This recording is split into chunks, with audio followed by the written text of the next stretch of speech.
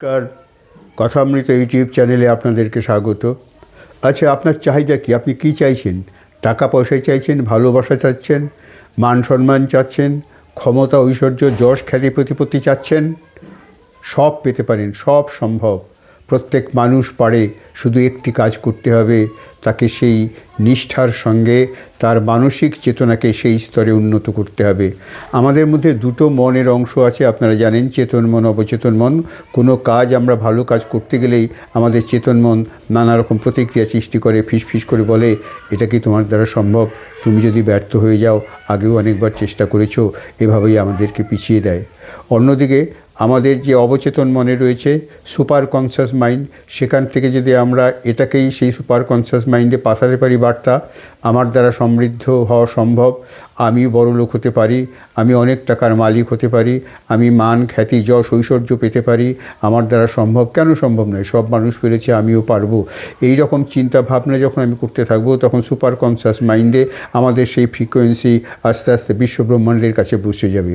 যেমন সঠিক স্টেশন ধরবার জন্য আগেকার দিনে রেডিও টিউন করতে হতো, ঘোরাতে ঘোরাতে ঠিক জায়গায় যখন সেই আমাদের রেডিও টিউন হয়ে যেত, তখন নির্দিষ্ট স্টেশনটি আমরা পেতাম। সেই জন্য আমাদের নির্দিষ্ট টিউন, নির্দিষ্ট চেতনা, ইচ্ছা আমাদের পাঠাতে হবে বিশ্বব্রহ্মাণ্ডের কাছে, এবং ঠিক জায়গায় সেটা যখন টিউন হয়ে যাবে, সেই বিশ্বব্রহ্মাণ্ডের ফ্রিকোয়েন্সি সেই বিশ্বব্রহ্মাণ্ড গ্রহণ করবে এবং সে রিটার্ন ফ্রিকোয়েন্সি পাঠাবে, এবং তার দ্বারা আমরা সমস্ত কিছু অর্জন করতে পারি। এটা কিন্তু সম্ভব, এটা কথার কথা নয়। যেমন নেলসন ম্যান্ডেলার কথা জানেন, তিনি 27 বছর জেল খেটেছিলেন। এডিসন, তিনি 1000 বার চেষ্টা করে তবে সে বাল্ব তৈরি করতে পেরেছেন। এরকম পৃথিবীর বিখ্যাত বিখ্যাত লোকেরা সারা জীবনের সেই চেষ্টা, নিষ্ঠা, সততা দিয়ে ঠিক তার লক্ষ্যে পৌঁছে গিয়েছেন।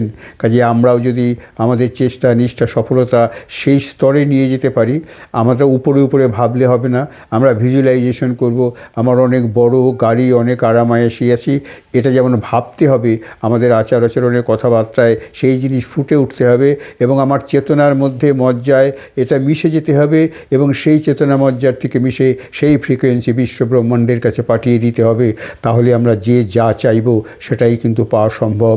সম্ভব সম্ভব পৃথিবীর ইতিহাসে এটা আছে, এটা বিজ্ঞানে স্বীকৃত, এটা আধ্যাত্মিকভাবে স্বীকৃত, এটা বাস্তবভাবে স্বীকৃত।